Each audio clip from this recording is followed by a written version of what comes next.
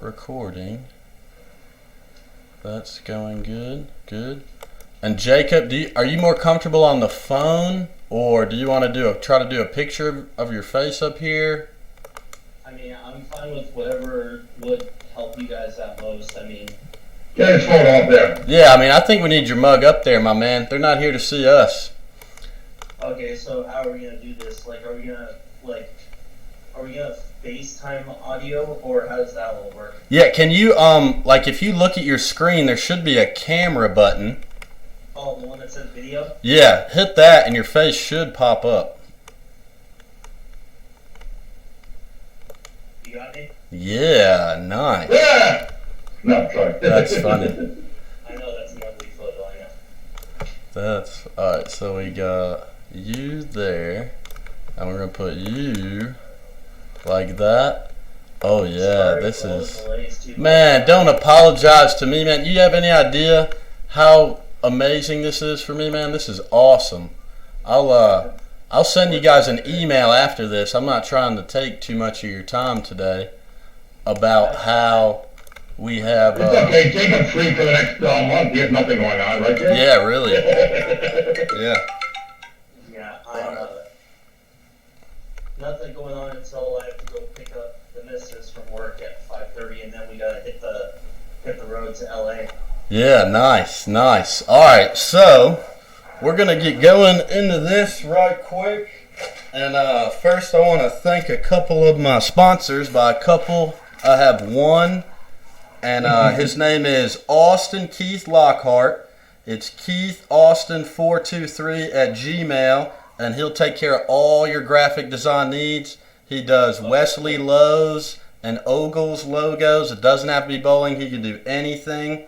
And he makes all our logos. He's a great guy. If you need anything, get in my DMs, we'll get you to him. And we got a couple other people in the hopper after the big dog here, Jakob Butturff. We got Dick Allen lined up. We got Matt O'Grady, Dell Warren. I just got off doing one with Novak. We got Billy Oatman. And talking to Coach Nassberg here, I'm definitely going to try to make him the Joey Diaz of my podcast, meaning popping in and out if I can twist his arm a little bit, because I love talking to this guy. He brings great energy. So we got, you're with ASU, right, Coach? Yeah, Arizona State University. Right, Yeah. okay. And you have the second all-time TV appearances, right? Collegiate teams. No? National appearances. National. The top 16? Yeah, you have the set, right? You have 25, though, right? Yes. Yeah, that's awesome. Congratulations. And Thank you. Jacob, man, we got 8 million ways we could introduce you, but anything I found about you, it all leads back to, like, you do not want people thinking you're a one-trick pony. You're a real bowler. You got all the tools, man. Speed, tilt, whatever you want to do to it. We see it now. And I'm going to tell you the best factual way to know that. My son, his oldest son is Noah, 7 years old. And I was doing research on you in here. And we had it. It was like, man, it was probably like a 2-minute video of you throwing strikes. And he walked in the room, looked. He's like, oh, man, Dad, that's Jakob Butturff. You can't beat him. And I called my college roommate.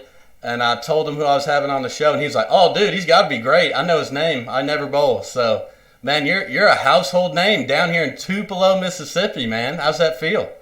It's pretty awesome. That's awesome. It's like, obviously, when you have someone like Coach Nassberg helping you out and making sure, like, he's just a guy that just has the you know what I mean? Yeah. So he pushes people's buttons, but he pushes people's buttons in the best possible ways to make you want to learn the game, not just take advantage of it. Nice. Yeah. So, right, winning the right way, playing the right part of the lane. Matt. Yes, Matt, sir. Go ahead. Go ahead. I have a funny story about you said about his tilt, his rotation, and all that. Let's go, man. Here we go. Jacob actually, he was so good that I would come up with new games for him. So I bet him on 1,200 with one ball, 5 different games. So he'd go max tilt, minimum tilt, regular, max tilt, minimum tilt, half thumb, and then regular bowling, however you wanted to. Wow. And I had to shoot 1,200. Wow. So I was telling John Jameson, the owner of Vice, about this. You know, Right. it doesn't matter where we go. Yeah. I bet him on 1,200. So we drove after he won his first title in Lubbock. We drove 20 hours. We dropped Ben Campfield, the coach at GCU, and I guess kind of Jacob's big brother from college. Nice. Nice. We drove back to Arizona, then straight to Vegas on 20 hours, no sleep, plus the night before. And we get there, and John's like, let me see this. Yeah. So I went upstairs to get him a lane, and I had the lane man really just, he thought we were rolling a house shot. So I made him go 10 to 10 with full dry outside. Right. We had no Super wet dry, too, right? Super wet dry. Not a lot of, no offense to, not a lot of lefties like that wet dry word. You know? So he got 3 tries at it. So we got through 2 frames. Yeah. Then 3 frames, and we go to sleep. He comes back an hour later. He goes, "Pay me." Nice. That a boy pay me. I like that. Yeah, that's when, you know, they kind of like a boxer. You know, they say you don't know if you're a fighter until you got a broken hand, broken ribs, can only see out of one eye, and you got 6 more rounds left. You know, that's when you know you're a fighter. So that's kind of the torture you're trying to put them through, going against, you know, the best in the world. That's kind of like a gift and a curse. You, Jacob, right? You had aspirations to be so great. You know, that standard of competing and stuff you hold yourself to, that's kind of painful sometimes during the process, right? You know, not being okay with mediocre results.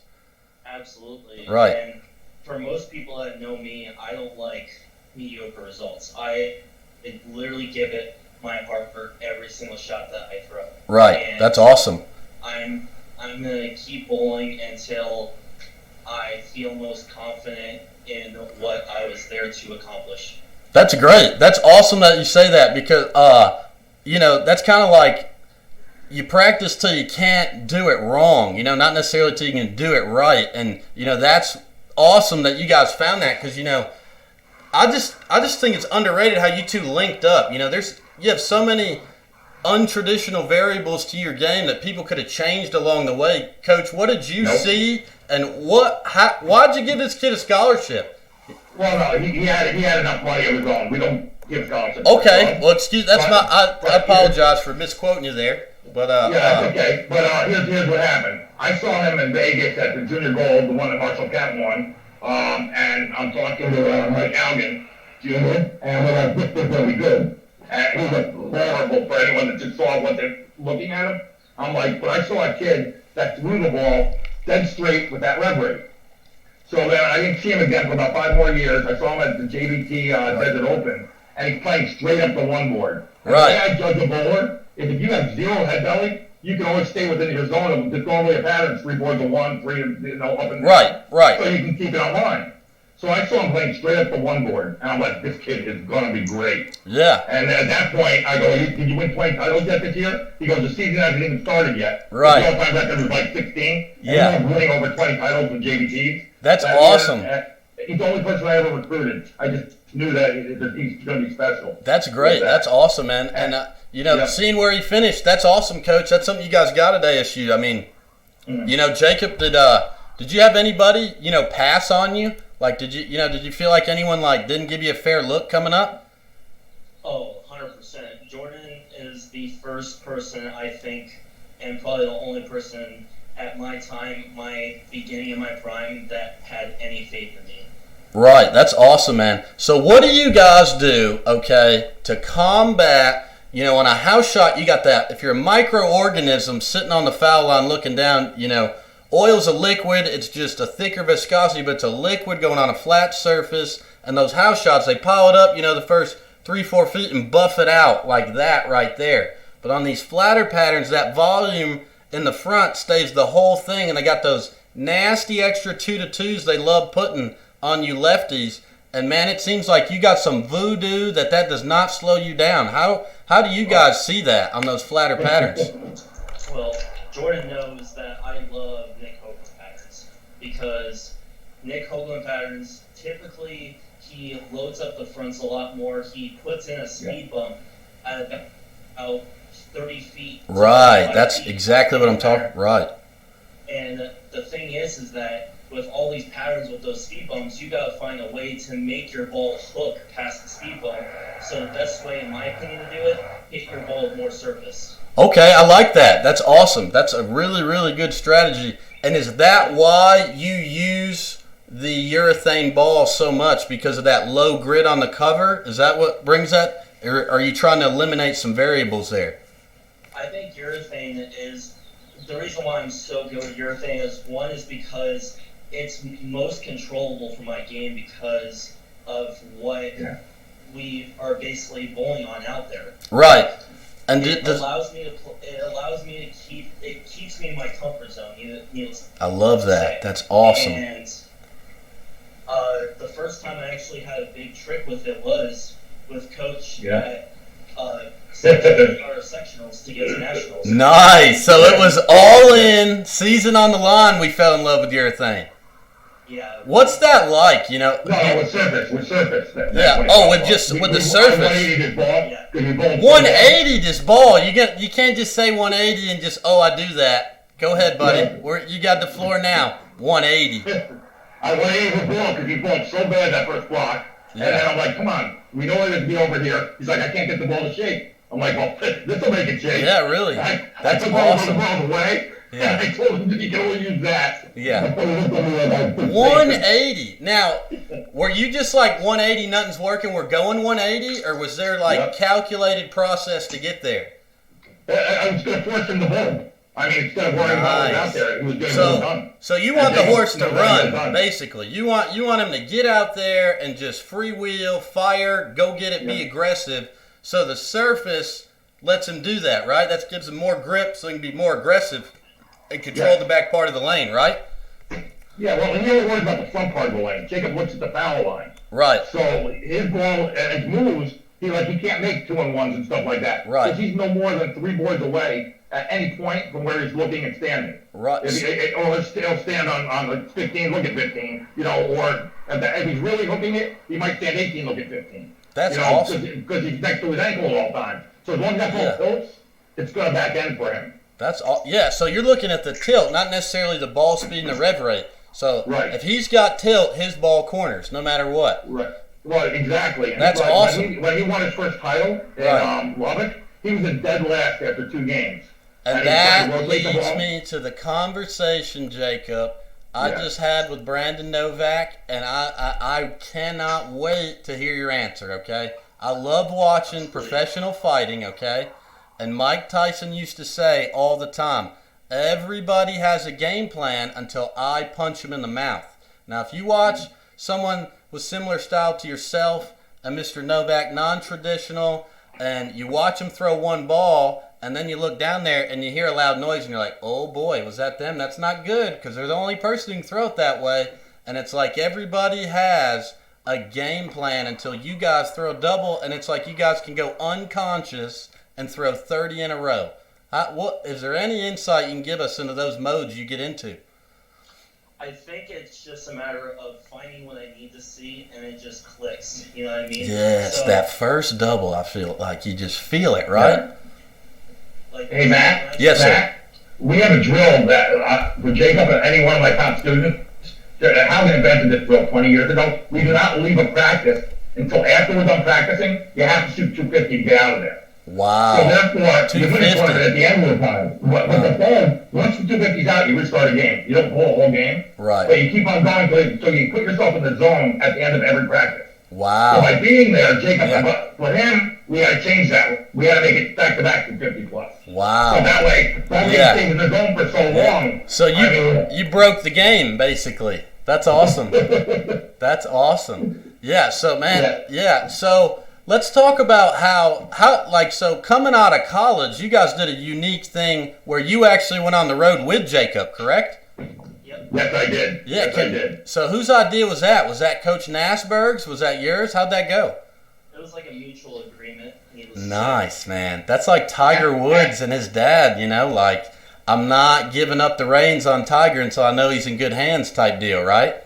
Yeah, exactly. That's awesome. Well, Jordan Speed, that 7th grade teacher that's his caddy now. That's correct. Yeah. That's Jacob awesome. also had a great sponsor named Phil Glass. Yes. That made sure we stayed together and we got out there until he was capable of being there. Wow, that's smart too. Smart investment on his part. That's awesome to see that relationship. I mean, is almost important as the ball reaction. I mean, that's awesome. So did that give you confidence out there? All I focus on is throwing the ball. Coach sees the lane. Is that kind of the give and take there?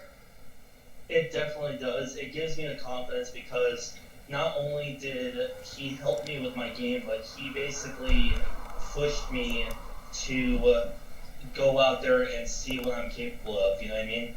Yeah, that's awesome. And then that's the thing, though. Like, the biggest thing is doubt in your head when you say playing bowling, basically. I mean, it's kind of self-confidence. Like, the pins aren't moving, The lane, the oil pattern moves around, but the lanes are the same, and it's just kind of, believing in yourself. And that really says something about your guys' relationship. Your non-traditional style, and the first thing he says when he sees it is, "I got to have it. It's the best in the world." And now we're here with, you got majors, you got everything. You got a big night tonight, right? Where are you headed? I'm heading out to LA. We're flying out. Me and the missus are flying out to LA for the ESPYs. Yeah. Did you do anything with the missus fun out there? Go to any cool stores, Rodeo Drive, anything cool while you're out there? I believe we're hitting up. We're just gonna be rolling down Hollywood Boulevard. Nice, rolling down Hollywood Boulevard at the ESPYs. That's crazy, man. Did you ever think it was going to be right here? Like, did you ever think, we're going down Hollywood Boulevard at the ESPYs? Got my lady, that's congrats, man. That's awesome. That's for sure living your best life, my man. It's definitely an amazing feeling, and there's been a lot that has built up to it. I mean, you can honestly say that just being a professional bowler is definitely something that I never thought I would have accomplished at 25 years old. Man, that's awesome. Well, I was trying to find his book where I make you write down your goals, and the ESPYs was one of them, to win an ESPY. That a boy! So you wrote that down. Way to go, man. That is awesome. It's just... Life dreams to win an ESPY. Man, dude, I hope you bring it home tonight. And, man, that is awesome that you wrote that down. That's legendary. World champion. Right. He won the Team USA, winning at that, and the ESPY. And then the one that I threw in there, that I said at the time, he'd be the youngest Hall of Fame eligible bowler at 28. But kind of he's had to beat that since he started. But I was still eligible for the Hall of Fame by the time he's 28. So he would have accomplished everything that he set up and set. At that point. That's awesome. Now you coach there. I had a great conversation with Ralph Solon yesterday on the telephone. He's like, "Oh, you better watch Nassberg." I used to run up on him at the high rollers. He said, "Man, he could play back then." So, are you lefty, righty? What are you? I'm a righty. I'm a spinner, though. Yeah, but that's awesome, though, man. So you're right-handed, and I think it's awesome. I started following him when he got with you at ASU. I think I saw him on a telecast or, I don't know, some bowl, something, and I saw him throw 2 shots, and I was hooked. I was like, man, if he can repeat that, and then he starts striking, it's like ba-boom, ba-boom, ba-boom, and here he goes, man. Amazing. I mean, he just right to the whip, man. Amazing. So, how do you come back so much, man? Like, you have all these accolades, all the glory now, but man, you've had some nasty, heartbreaking carry on TV and weird stuff happen, and it's like now when that happens, it's like, oh, thank God he did that. He'll win it next year. Like it's like that's part of your process, man. How do you keep getting up off the deck and getting better? So I think just by bowling as many times as I have now on TV, I just realized that you throw the best shot you can and you don't strike. It's like, you know what, that's 1 shot, and you got at least or minimum 12 shots a game. Yeah. You have to go out there and repeat the best you can. And when you have that negative mindset, you're just automatically setting yourself up for failure, and that's something you don't need for TV. When I made my first show, I already experienced that. Coach Nassberg was there, and it's just like, I have this negative mindset, and it's like, you know, you can't do that. Yeah, so what, when you said, you know, you had this negative mindset, Coach, we got a chuckle out of you there. So what, man, now negative's part of being a bowler. I don't know one bowler that hadn't got negative. So what did you do to just snap him out of it? What got him to now, I mean, yeah, what'd you say? I'm sorry, you broke up a little bit there. That's what we did. Yeah. Yeah. Yeah. I mean, Jacob, if he goes high, it's first shot at practice. Yeah. But he's actually trying to throw it in the right gutter by watching the ball hook because he knows how to do that. Right. So, I mean, first off, we try a trick of using everything on one lane and then red on the other so it would screw up the pair. And Right. it's just going to work because we're just bad. Right. You know, it's very negative thing. It's just kind of like, it's just a bad vibe there. At the Right. time. Right. So we learned from it, you Yeah. know, My favorite one is when I looked at you, Jacob, and I was like, man, I think this kid's going right to the Hall of Fame. Is it doesn't go your way. It's when you double in the 10th. No, you strike out in the 10th against Belmo on the show, and you look back at him walking over there, and you said, make him earn it. You know, and you don't say a lot in front of the cameras, especially when you got that big, mean, nasty urethane ball in your hand that you make nuke the pins. And you looked at that two-handed kangaroo and you told him, hey, you want it. You got to go earn it. And I don't care that he won. That's when I knew. I was like, man, this kid's got it. He's got the killer instinct now. And that's when I knew. I was like, man, good luck with that guy. So what gave you the confidence? You know, what changed there? When did you like, all right, it's, you know, they got to earn it. They're coming after me. When did that mentality start to happen? I think it just took time, honestly, because Nice. I finally got experience with tournaments like I have in the past, but when I'm finally starting to build up the constant bowling out there in that environment, I think it just finally took time to realize that, you know, like these guys are competing week in and week out, and they have no fear by any means. Like, they will go out there and do whatever they need to win. Nice. Yeah. Nice. So basically, you know, Coach, I think if you do one thing different, I don't think we get to right here. I think you did it perfect. It sounds like, you know, you sent him to the Wolves enough to learn lessons, but you never let him get hurt upstairs, physically. No. And, man, what is the secret to that? That is, I mean, that just, that's so underrated. Jacob's biggest problem was that when he under pressure, he runs fast, hits up on it, and goes for the beat. Yeah, everybody does that, man. That's just... Yeah, no, but that's Jacob's problem. So earlier that week, the Belmo week, they happened to point out, I think he lost to Kyle Troop in the round of 16 on one of the batters, and he threw all three in the 10th to lose 2 of the 3 games, 2 of the 5 games, whatever it was, and Kyle beat him. But that was the first time that he just all the studs went out and just, I go, that's a turning point, Jacob. Yes. And then on that show, man, it was just, I knew that something great was happening. I know, it was like something about that show. It's like you just a different person, man. The way you're walking to the approach, picking your ball up. It's like, this is my time. They're here to watch me. I'm not here to participate. You agree with that? I'm here to take over. And I think... Hey Jacob, hey Coach, are you on a Bluetooth? Yeah, I think it's bumping against your shirt a little bit. He asked you if you felt like that was a turning point in your career. Are you seeing that like we were? Like you if the Belmo match on TV when you told him you gotta go earn it if you want it against me. What do you think that was a turning point for you? That mentality.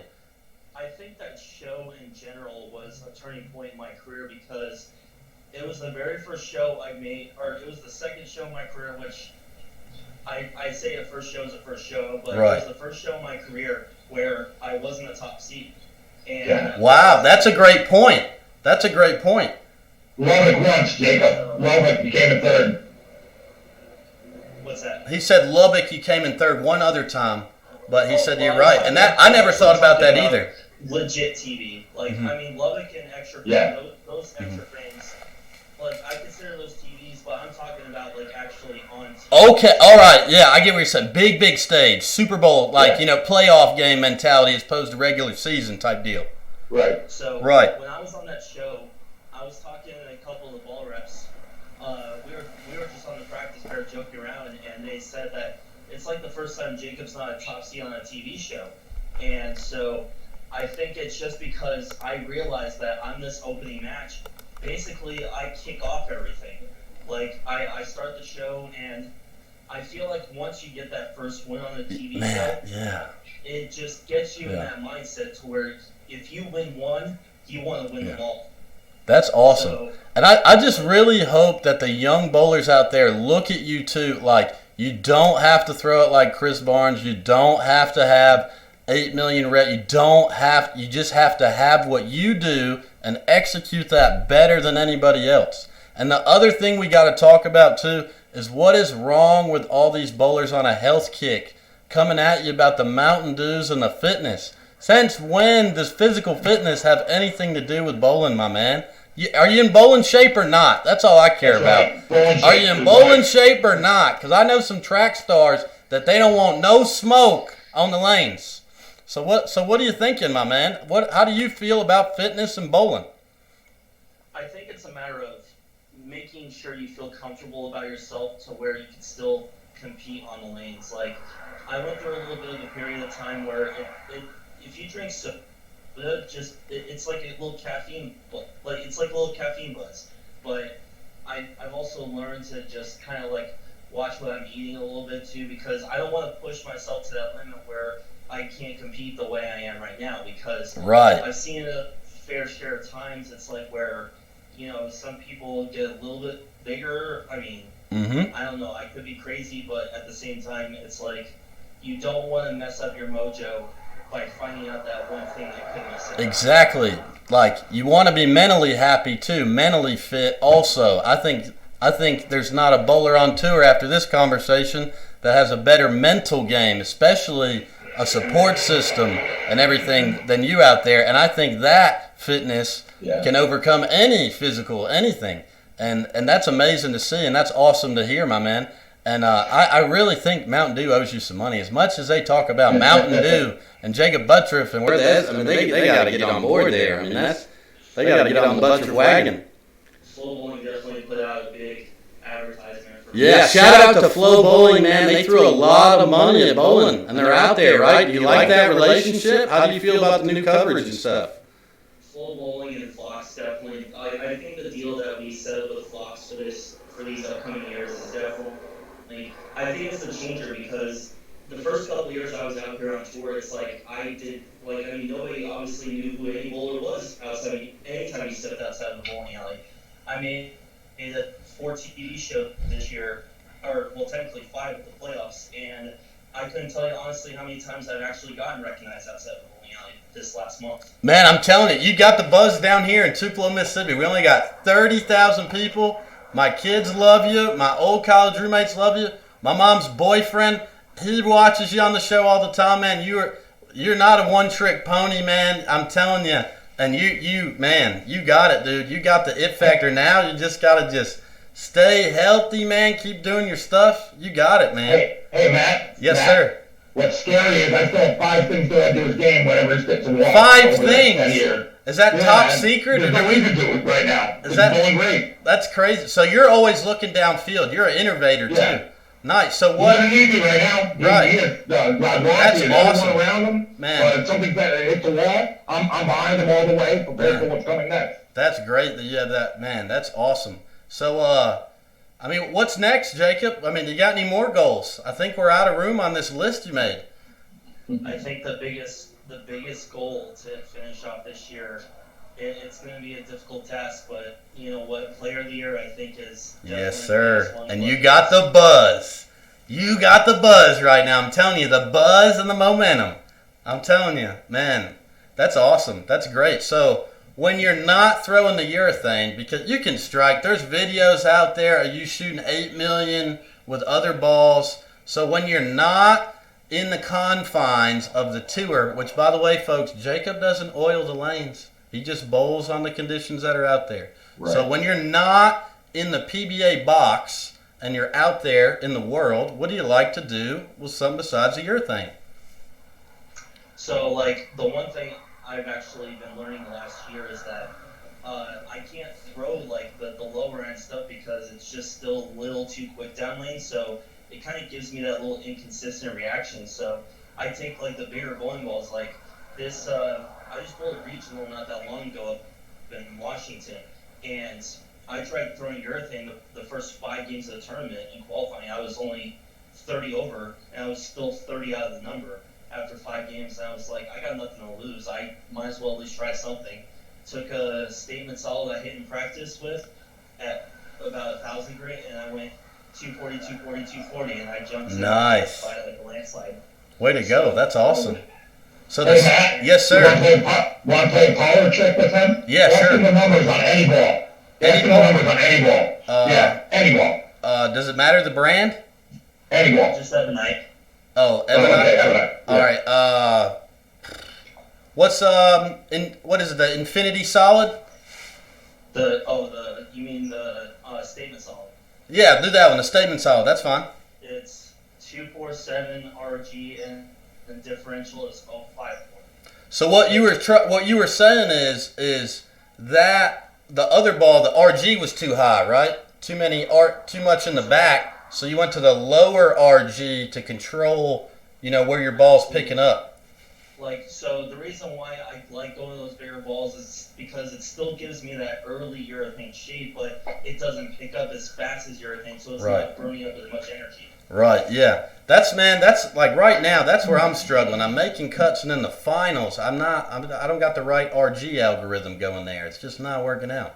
But see, for me, it's like whenever I have to get a urethane, it's typically because my ball's looking out too much, so that's where I have to go to reactive, because my ball actually, reactive balls get through the lane a little bit faster than urethane balls do. Right. But I still want to see that urethane shape, so I take the bigger balls with more surface. It still gives me that shape. Right. So is there like a favorite ball that's not urethane in the bag? What is it right now? So I've been having a lot of success with statement solids. The Black Widow Pink, that was definitely one of my favorites that I played during that week. Nice. Futura from Ebonite that just came out. I threw it at the tournament this past weekend, and it looks really good. So nice. So that's good. So you're excited about the new ones coming out of Bowl Expo too, the Futura? The Futura, the Chaos Black is definitely a ball. Yeah, that was awesome. That was awesome. It was a pretty good ball review that Josh and I did, but just a lot of Ebonite has definitely gotten better over the last couple of years with Ebonite, and we're gonna be throwing it this week at Junior Gold too, and just gonna try to give the kids an idea of what their next ball wants to be. Nice, yeah, man. I'm telling you, get around this guy, kids. Ask questions, soak it in. He's one of a kind. I'm telling you, man. I love what you got going.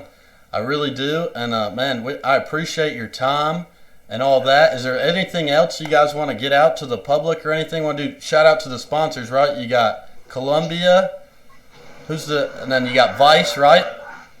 You got International, Bowler X, Lee Sand did a good job with his bowling company. Vice with John Jameson, all those guys at Vice, they do an amazing job making sure that they have all the right accessories for any of their staff players, myself and Belmo included.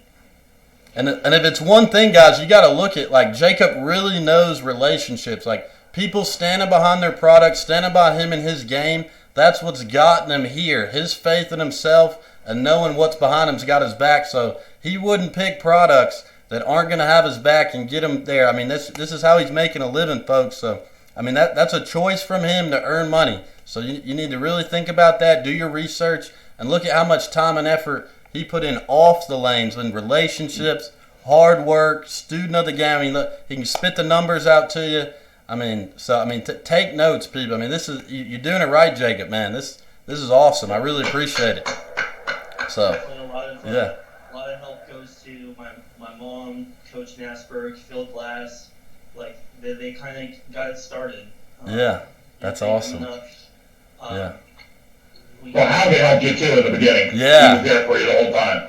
Man, I can't. Yeah, Coach, you said you might have an in with Haugen, right? You said we might can I get. definitely have it in with him. Yeah, Yes. and man, if we could do that, man, that guy's bowled some good ones on TV.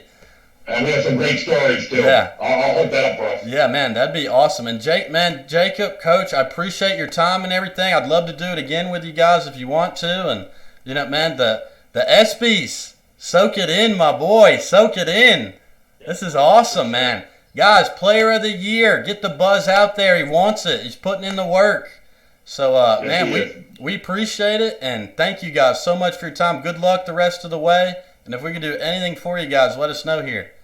Thank you very much, Matt, for everything. Yeah, man. Thank you guys so much. Thank Go you, get Matt. them. Yeah, Wonderful thank you. interview. I'll be in Thank you. touch. Thank you guys. Be good. Yep.